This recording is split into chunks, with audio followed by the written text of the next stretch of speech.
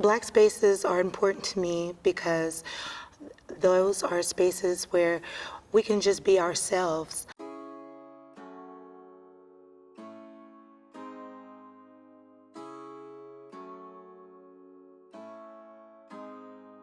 The history of Beth Eden Baptist Church, the oldest Black Baptist church in the Alameda County, so east of San Francisco Bay.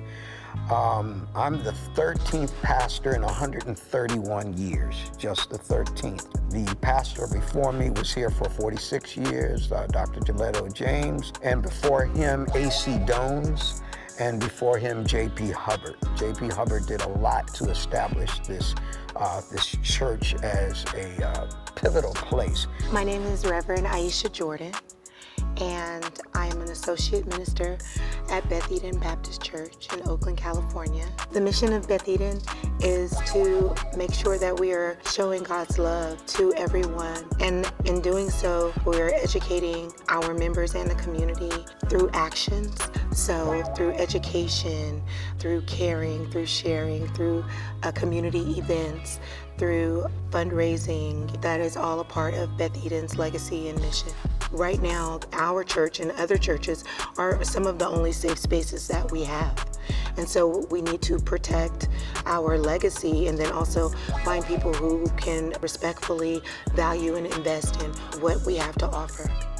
I think community deals are really difficult for a couple of reasons. One of the reasons is that there's a perceived risk. There's a perception that there's additional or increased risk in community. So that's one hurdle you have to get over. I think another hurdle is it just takes a lot of time to really dig in and build the trust it takes to find out what community really wants and needs. I'm not sure that developers always have the time to figure out what those wants and needs are. And time is money, but at the end of the day, you don't get a successful development unless you really understand what those community needs and wants are. Folks in the community, from the community, take a greater interest in the community. People from the community understand the needs of the community in ways that people who are not from the community do not understand. The minority entrepreneur, especially the African-American entrepreneur, starts out behind the other entrepreneurs, the other business owners that are applying because of the systemic lack of access that African-American entrepreneur has encountered from the beginning of their business. We need to plan for multiple generations, and not just even 10 or 20 years, but 50, 75 years. And I really believe that what we're doing now will put us in a position for our children's children and maybe their children to actually have something to build on.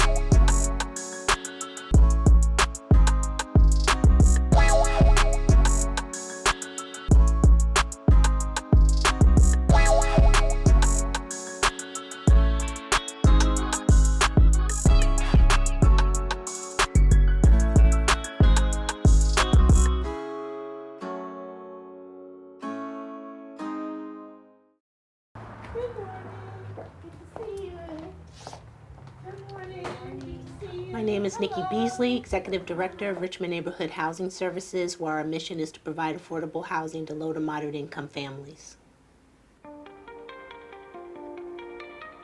Being new to housing, entering this field in 2016, it became very evident to me, in my mindset, maybe not all will agree, that the affordable housing model really has been modeled to chase the developer fee and not really address the need of the community in which it's looking to serve. So in order to make a true transition, we need to dismantle that, and that we really look at the individuals that we are building for. They're not units, they're people. We need to restructure the power so that those that have a deep invested interest in these individuals have the participation and the ability to make decisions on behalf of these developments. And the only way we can get around that is if financing like LIHTC and others do not incentivize for the density, but incentivize in solving the needs and problems of the community that we are all saying that we're here to serve.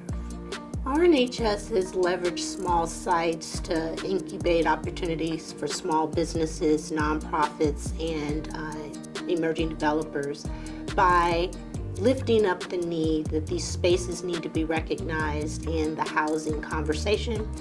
Too often, the solution to housing is density and multiple units, but oftentimes these smaller sites and blighted properties in areas are ignored.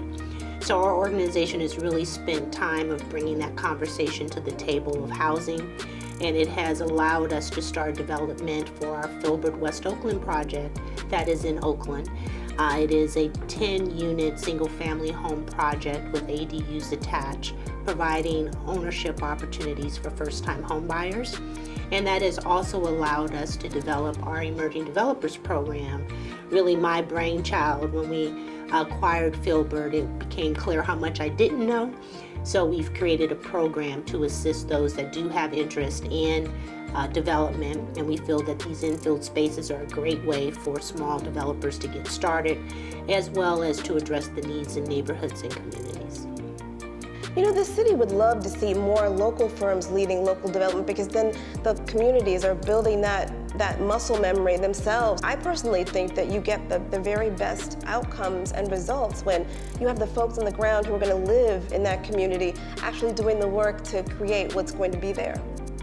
This needs to be a holistic approach to housing. Too often it's an either or, and we always say it's a power of and in both. That there's not one solution to solve the many needs of this really dynamic issue. And that we as housers, us as practitioners, really need to assess the needs of the demographic, the community, and I've said that a lot through it, but it is community, the land, and how can we best maximize, not by how much we can put on it, but how can we leverage these opportunities so that communities and neighborhoods can thrive.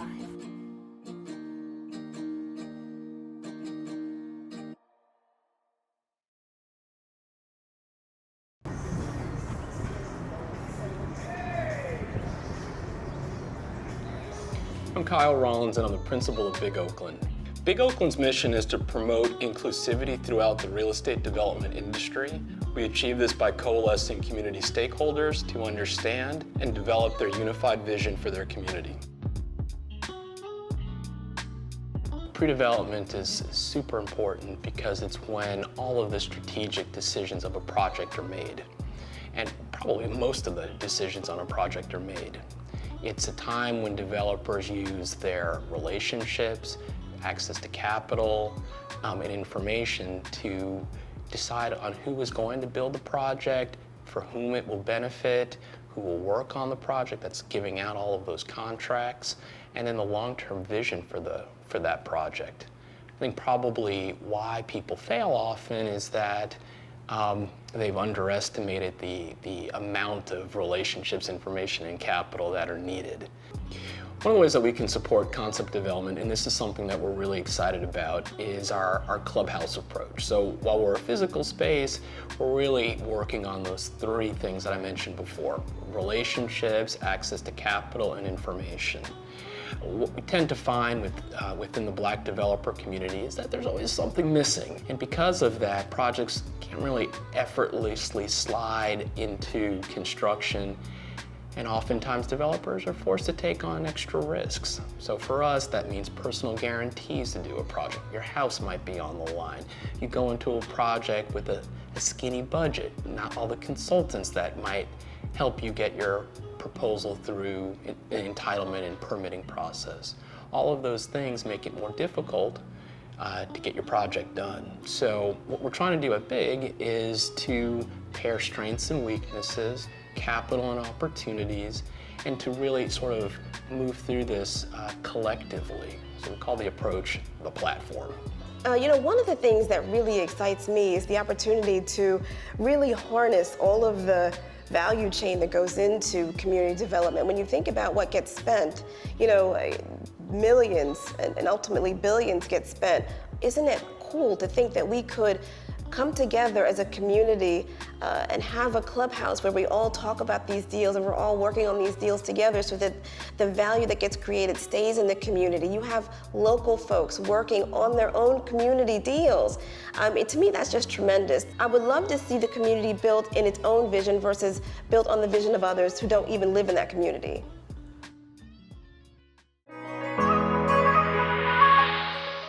My name is Trevor Parham, and I'm the founder and CEO of Oakstop. We are a social enterprise that uses commercial real estate as a platform for economic development. Oakstop's recipe for ownership combines community buy-in with financial viability and a proven track record for managing and activating commercial real estate. When we approach the idea of owning real estate, we focus first on the idea of making the real estate accessible to the community. That accessibility then leads to buy-in, but it also leads to the financial viability of our model. We take those two components and then we combine that with our ability to actually manage and activate the real estate so that we can show that we can fully own a property as an operating organization. I see local developers monetizing the land by, working together with community to develop what the community wants and needs. And then once you've got a vision, using the tools that government has, whether that be opportunity zones or new market tax credits, CDBG, HUD funds, to then execute and make those things happen. Oakstop creates a sustainable financial model by metabolizing the high cost of commercial real estate to provide a low cost opportunity for businesses and individuals and organizations to rent that same space at rates that actually are higher than what Oakstop actually pays for the cost of that real estate. We combine that with having both monthly and hourly rental options for our customers. Some people are renting offices on a monthly basis and getting a small amount of commercial real estate at a rate that really works for them. Whereas other people are renting space for meetings and events on an hourly basis. What you get is you then get an entire ecosystem of organizations, individuals, and businesses that are activating and utilizing the space from 8 a.m. all the way up to 2 a.m. Oakstop's mission is to cultivate an ecosystem within the community that combines all facets and aspects of that community. So it's not just about business, it's not just about nonprofits and social justice organizations or artists. It's about taking all facets and aspects of the community and bringing them together into one space where they can work together, benefit each other, and then actually create a beautiful and vibrant place. And it's that place that provides the resilience for the community such that it can continue to grow and benefit itself into the future. And this is a model that can exist not just in Oakland, but all across the country.